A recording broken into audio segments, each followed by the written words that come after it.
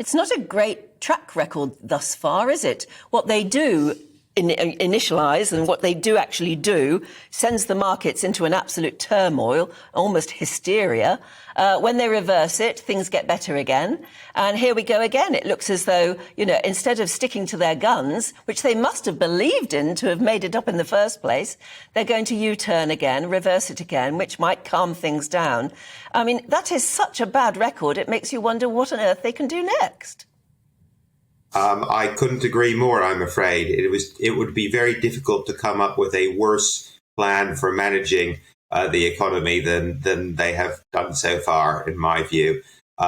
Because not only was the plan a bad one, but the way that they have handled it, the way they've presented it to the markets by sort of, and to the public indeed, by saying, oh, we're going to tear up the old orthodoxy, and that's going to generate growth, which will pay for these large tax cuts. That was never plausible. Nobody believed it. And so, of course, as well as the policy being bad, the way that they have presented it has been pretty bad as well. And then, frankly, I think some of the things that they've said, when we had Jacob Rees-Mogg a couple of days ago saying, well, the negative reaction to this plan wasn't in the markets, wasn't really to the plan. It was something else. It was the fault of the global economy or the Bank of England.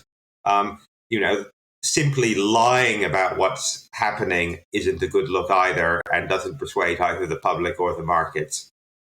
But Jonathan, I mean, there's been a number of economists that I've spoken to over the last couple of days who've actually said, I mean, they would disagree with you. They would say, actually, it's not that it's a bad budget. It's not bad in and of itself. It was the optics and the timing of it which have been bad.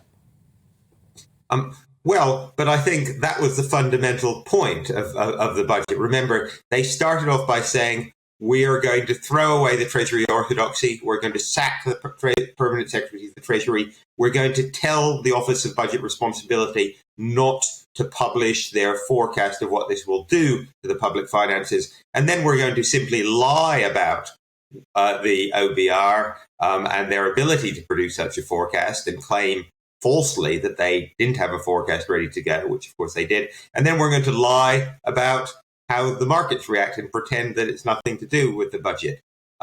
So it's absolutely true that the presentation was indeed terrible, but that was it wasn't some accident or failure to think about it. They had a very deliberate strategy of presenting this as a departure from economic orthodoxy and indeed from common sense. And that strategy was successful. They did indeed convince everyone that they had no clue what they were doing.